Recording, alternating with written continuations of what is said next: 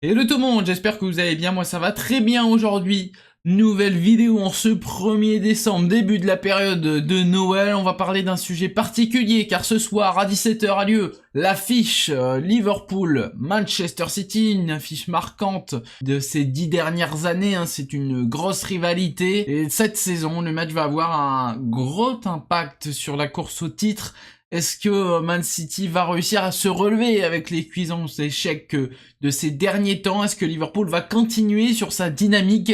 En tout cas, on va essayer de répondre un petit peu à ces questions dans cette vidéo en essayant de voir un petit peu l'état de forme de chaque équipe et essayer de se projeter un petit peu dans le futur. Mais avant, n'hésitez pas à vous abonner à cette chaîne YouTube, à liker cette vidéo, à partager cette vidéo à vos amis fans de Première Ligue et de foot en général. Et n'hésitez pas à me dire dans les commentaires de cette vidéo votre avis sur la situation de Liverpool et sur la situation de Manchester City. On va commencer cette vidéo par l'équipe qui se déplace du côté de Anfield à 17 h ce soir. Match très important pour eux car il se passe des choses depuis un mois du côté des Citizens. Car la dernière victoire de Manchester City date du 26 octobre face à Southampton 1-0, mais depuis c'est échec sur échec. Vous avez des matchs nuls, mais vous avez également des défaites cuisantes. Tout remonte déjà avec la défaite contre Tottenham 2-1 en Carabao Cup. Vous avez également une défaite face à Bournemouth, une défaite face au Sporting 4-1 forcément. Ça fait très très mal dans cette course à la Ligue des Champions pour se qualifier au tour suivant. Ça va sûrement aller en 16e de finale. Brighton, défaite 2-1. Défaite 4-0 en Première Ligue face à Tottenham. Et dernièrement, Feyenoord 3-3 alors que vous aviez mené pendant un moment 3-0. Et vous vous faites remonter. Clairement, la situation est très critique de cette équipe de Manchester City qui en ce moment vit un véritable cauchemar, mais en même temps, si on regarde au classement, ils sont toujours bel et bien présents, et si on regarde les stats dans le détail, cette équipe est encore très très bonne. On essaye de nous montrer comme quoi on a une équipe de Manchester City hors sol qui n'est plus au niveau, mais ils sont clairement au niveau. Quand on regarde les stats, on a quand même 39 buts marqués pour Manchester City cette saison, 28 buts concédés. Au niveau des buts par match, on est à 1,95 buts par match de moyenne, donc c'est plutôt pas mal, et 1,4 buts concédés par match. Au niveau des stats en termes de points, en expected points, on est au-dessus. Ils ont une victoire de plus que ce qu'ils devraient avoir. Manchester City en expected points, ils sont normalement à 20 points avec les expected points. Donc clairement, City est au rendez-vous à ce niveau-là. Mais si on regarde les stats au niveau de l'attaque, donc au niveau des buteurs, on a clairement Erling Haaland qui est plus que costaud, qui est encore au rendez-vous de toute façon en termes de buts marqués cette saison. Et au niveau des buts marqués par tout le secteur offensif de Manchester City, City est clairement dans le match car ils ont autant d'expected goals que Liverpool. En tout cas, ils sont autour des 26 buts en termes d'expected goals. Donc clairement, c'est plutôt pas mal pour Manchester City. Au niveau des buts concédés, on est à 18,68 en expected goals concédés pour Manchester City. Donc vous voyez déjà une différence entre ces fameux 18 d'expected goals concédés et les 28 que vous prenez. Donc on peut voir qu'il y a des petits soucis défensifs, mais en vrai, ça ne date pas de cette saison. On a clairement vu une transformation de Manchester City. L'année dernière, sur le secteur offensif, vous avez plus facilement eu des erreurs de la part de la charnière centrale Akanji, Ruben Dias, et même Stones, voilà, où Stones montait peut-être un petit peu plus haut, plus vers le milieu de terrain, voilà. Et donc forcément, vous avez eu un peu de bricolage avec des blessures l'année dernière importantes, mais on voyait que même quand vous avez des joueurs, ça ne fonctionnait pas aussi bien que les saisons précédentes. Et ben c'est encore le cas cette année et vous ajoutez des blessures, car c'est vrai qu'il faut le dire, Manchester City n'est pas épargné par les blessures, mais Arsenal n'est pas épargné non plus par les blessures, et Liverpool a aussi eu quelques blessures, certes avec des périodes de temps un peu moins un peu moins longue pour certains joueurs, mais il y a des blessures hein, du côté de Liverpool, on en reviendra un petit peu plus tard. Au niveau des blessures de Manchester City, vous avez Rodri qui est quand même l'impact majeur, notamment sur ce milieu de terrain, car ce milieu de terrain perd sa pièce maîtresse, hein, voilà, outre le débat du Ballon d'Or ou pas pour Rodri, est-ce qu'il est mérité ou pas, mais Rodri, avec City, c'est juste exceptionnel, et il transforme l'équipe. On a bien vu que Rodri était la pièce centrale l'année dernière, car la période de novembre où Manchester City perd pas mal de points l'année dernière, c'est quand Rodri n'est pas là. Au départ, quand Rodri s'est blessé en ce début de saison, ça tenait bien avec un Kovacic qui était présent. On s'est dit, bon, finalement, ça va. Gundogan, qui est de retour, permet aussi de limiter un petit peu cette blessure de Rodri.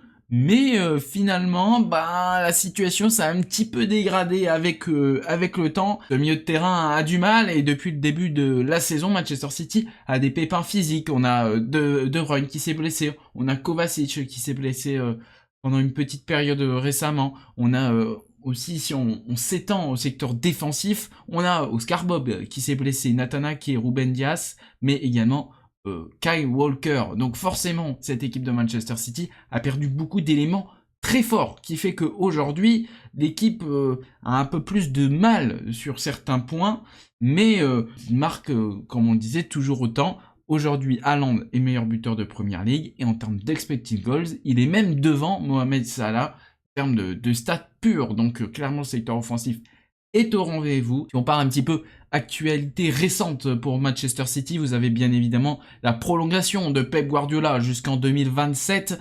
Forcément, ça fait écho à une envie de continuer l'aventure pour Pep Guardiola, malgré ces histoires des 115 charges où on va bientôt avoir cette réponse. Si on revient un petit peu sur l'affiche de ce match, clairement, City, mauvaise dynamique, mais souhaite clairement relever son niveau qui est pour le moment un petit peu compliqué ces dernières semaines. Voilà, il s'arrache la tête, et malheureusement pas que dans le sens figuré, Pep Guardiola, car c'est compliqué en ce moment pour les Citizens.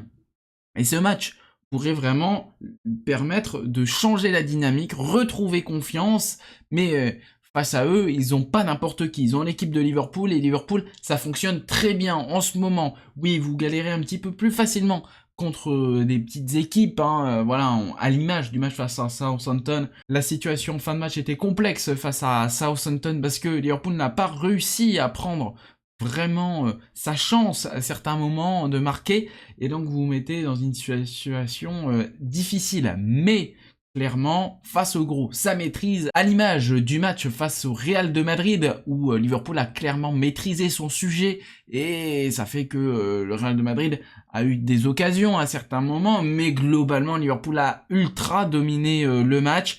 Vous avez de la rigueur au niveau de la défense, hein, Connor Bradley qui a été très bon face à Madrid, qui a malheureusement été touché par une blessure qui normalement devait rater les 2-3 premières semaines de décembre, mais vous avez Trent qui est de retour pour ce match face à Manchester City. Le gros problème, c'est la blessure de Konaté qui devrait être absent entre 4 à 6 semaines normalement. Donc ça va être compliqué parce que vous avez Kansa qui n'a pas beaucoup joué dernièrement.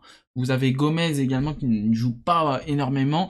Cette année, c'était vraiment la base. Van Dijk, Konaté qui faisait pratiquement tous les matchs. Donc là, il va falloir remettre en place une doublette. Est-ce que vous retentez la doublette Kansa Van Dijk comme c'était le cas sous la fin de l'ère Klopp? Ça va être Slot qui va donc décider, mais Kansa, pour le peu de temps de jeu qu'il a eu avec Slot, c'était pas tip top, et donc il joue gros Jarell Kansa, car clairement, soit ça passe dans cette période et donc il va réussir à se faire une place, se développer, devenir un très bon défenseur, ou soit ça casse complètement et ça sera les valises, que ça soit en prêt ou la vente dans les prochaines fenêtres de transfert, que ce soit cet été ou dans 2 ans ou plus. Mais en tout cas, clairement, il joue très très gros pour la suite de sa carrière, Kansa, car c'est le moment de prouver qu'il a le niveau pour être dans l'effectif de Liverpool.